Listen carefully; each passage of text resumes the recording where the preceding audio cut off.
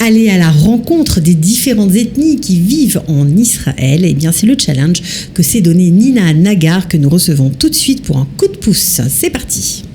Coup de pouce, découvrez le savoir-faire et les idées des entrepreneurs au Lille. Nina, bonjour. Bonjour. On est ravis de vous accueillir. Merci. Voilà. Alors, allez à la rencontre de tous ceux qui vivent avec nous, tout simplement, mais qu'on ne connaît pas, c'est-à-dire les Druzes, les Syriens, les Éthiopiens. Il y a tellement d'ethnies différentes en Israël. Comment vous est venue l'idée d'aller à leur rencontre ? Un pur hasard. Mon fils est parti à un tioul avec son travail. Donc un voyage. Un voyage. Okay, une excursion. On appelle ça un tioul. Voilà, en hébreu. Je crois que ça doit être le seul mot que je connaisse en hébreu.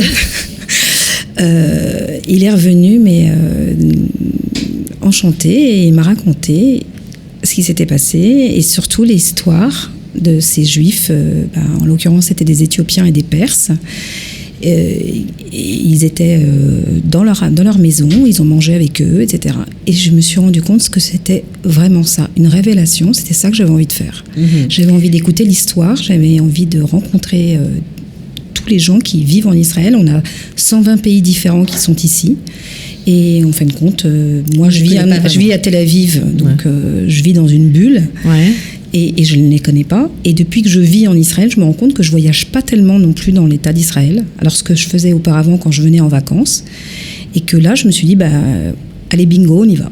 Alors, bingo, on y va. Donc, vous avez monté une boîte et vous proposez aujourd'hui des tioulim, des espèces d'excursions pour aller à la rencontre de ces populations, mais dans leur maison, chez elles, à domicile. Alors, le premier que nous avons fait, c'est un endroit qui se trouve à Kiryat Gat. On va voir des images d'ailleurs. Voilà.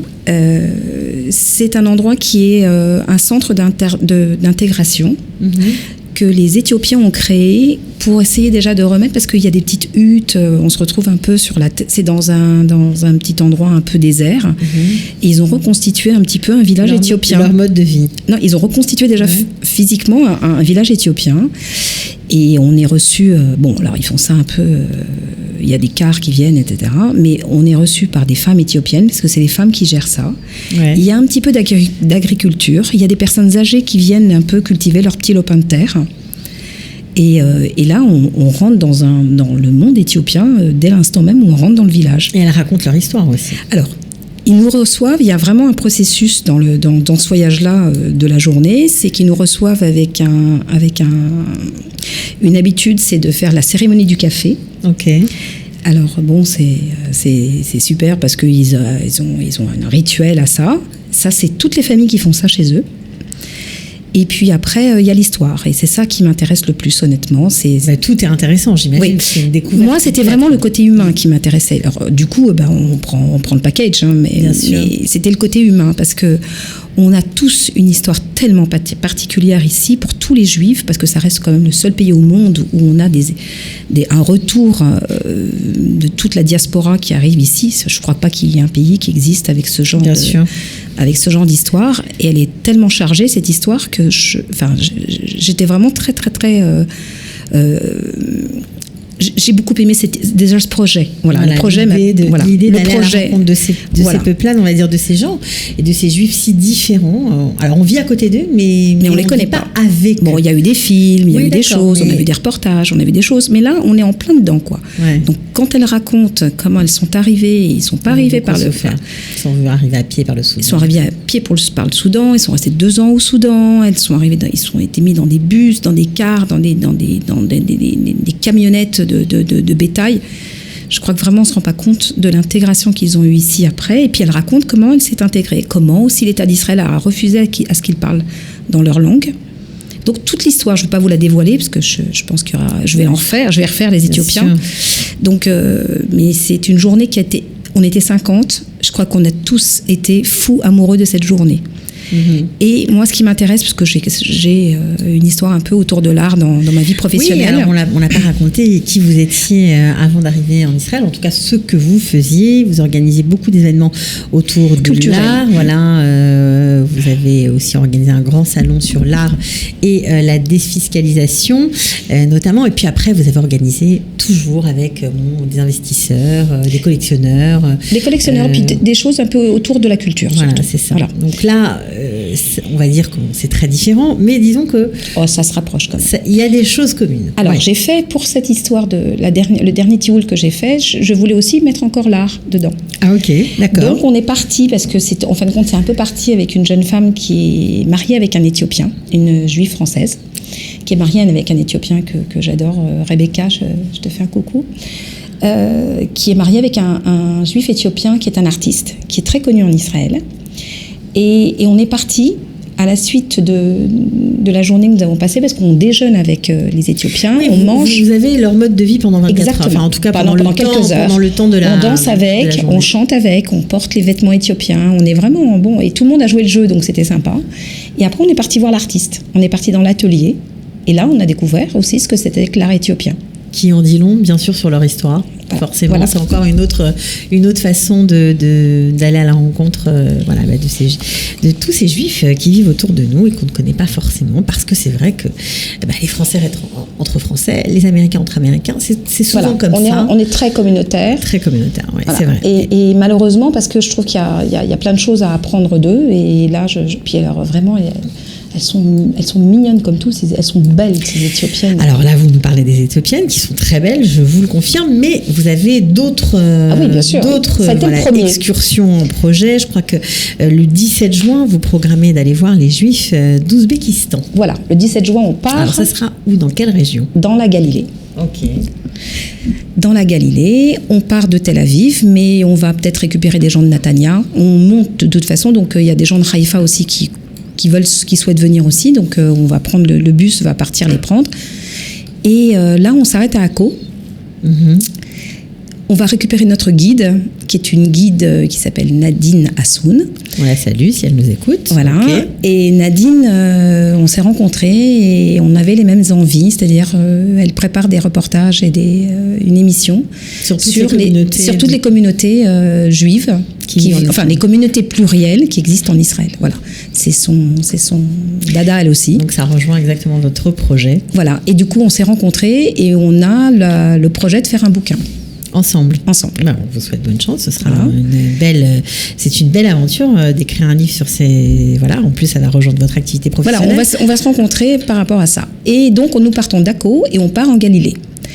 Et là, on va chez quelqu'un qui a reconstitué un musée des Juifs d'Ouzbékistan. C'est les Bourhari.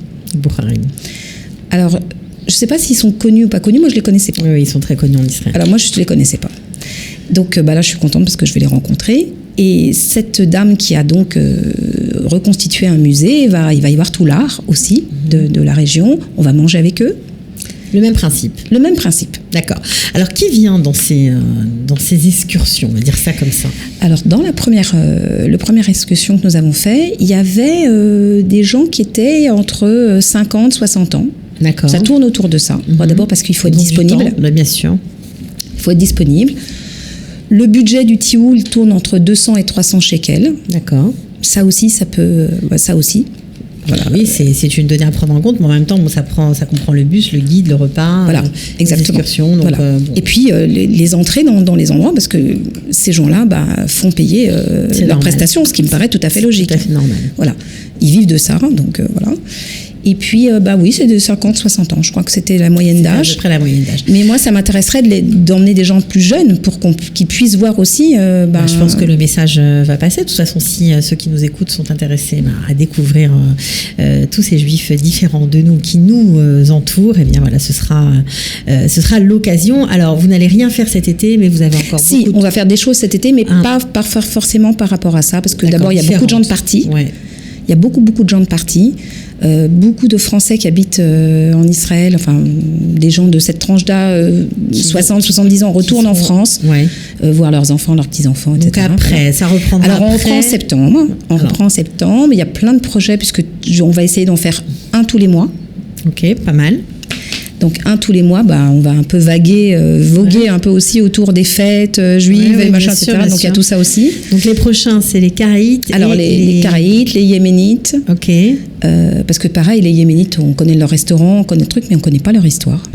Donc voilà. Donc il y en a plein. Il y a les Kurdes. Parce qu'il n'y a pas que les Juifs aussi qui participent à notre vie en Israël. Donc moi, il y a les Druzes. Oui. Il y a des soufis. Ouais. Que j'ai très très envie de rencontrer, et moi, pour moi, c'était les derviches tourneurs, c'était uniquement en Turquie. Non, il y en a à Yafo. Il y en a à Yafo. Donc voilà, donc on n'a pas besoin d'aller très loin. Voilà. Et il y a toute une liste, donc ça serait elle est un peu exhaustive, mais on va pas tout raconter, tout dévoiler, mais en tout cas, on vous souhaite bonne chance. On était ravis de vous mettre un petit peu en lumière, de vous donner un petit coup de pouce pour que les gens sachent que vous existez. Tout simplement. Gentil. Vous appelez Mosaïka parce qu'on n'a pas donné votre nom. Alors voilà, la société s'appelle Mosaïka Events Tour. Ouais. Parce que, entre autres, j'organise des soirées aussi parallèlement, etc., qui ne vont pas avoir lieu avec Mosaïka par rapport aux Druzes ou par rapport aux Éthiopiens cet été. Mais Mosaïka, parce que ça c'est venu tout seul aussi, parce que Israël, c'est une mosaïque de culture et de peuple. Voilà. C'est venu tout seul. Voilà. C'est clair. Voilà. C'est un joli nom. Alors, on fait comment pour vous contacter si on en veut savoir plus ? Pour le 17 juin, vous m'appelez, je ne sais pas c'est comment... Vous pouvez donner le numéro de téléphone. Alors, je m'appelle donc Nina, 054 760 12. On a un bus de 50 personnes, donc il faut faire vite parce que le bus se remplit. Oui, d'accord. Le bus se remplit parce que les gens qui sont venus la dernière fois étaient très... Réitère l'expérience. Ouais, ils ont adoré l'idée. Et puis c'est une manière de se rencontrer aussi pendant ce Tioul aussi. C'est des gens qui ne se seraient jamais peut-être rencontrés. Ouais. Il y a eu des choses qui se sont créées entre eux aussi, professionnellement, donc ça peut être pas mal. Ça peut être pas mal. C'est une autre ambiance qu'une soirée, donc c'est très bien aussi. Ok, alors voilà, si on trouve Mosaïka sur Facebook, c'est vous, Mosaïka Events ? Alors, Mosaïka Events, je reconnais que la page Facebook n'est pas top. Appelez Nina, ce sera plus simple. Et puis là, on va évoluer là-dessus, sur tout ce qui est médias, etc. Voilà, on avance. Vous êtes là parce que vous démarrez, on vous souhaite bonne chance. Merci beaucoup, Cathy, de m'avoir reçue. Avec plaisir, je suis sûre que les excursions seront tout à fait au niveau. À bientôt. À très bientôt, merci Cathy. De rien, ciao. Au revoir. Coup de pouce, découvrez le savoir-faire et les idées des entrepreneurs au Libre.